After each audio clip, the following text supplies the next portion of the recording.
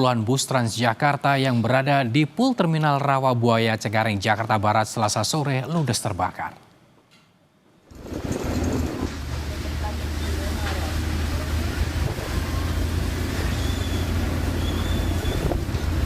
Kebakaran terjadi saat sejumlah pekerja sedang melakukan pemotongan badan bus. Diduga kebakaran dipicu percikan api las yang mengenai material yang mudah terbakar. Pekerja sempat memadamkan api dengan air dan alat pemadam api ringan. Namun api justru semakin besar dan merambat ke bus lainnya.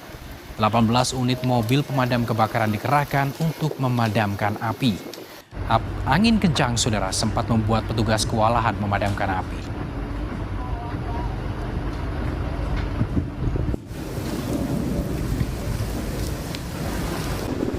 Satu unit alat berat di Pelabuhan Bom Baru, Palembang, Sumatera Selatan, Senin malam terbakar. Kebakaran diduga akibat korsleting listrik pada mesin.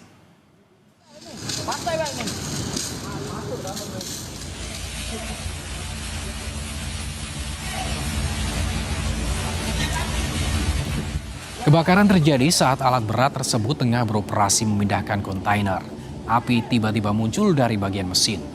Operator alat berat tak dapat memadamkan api dan api menyambar ke bagian lainnya. Tidak ada korban dalam kebakaran ini.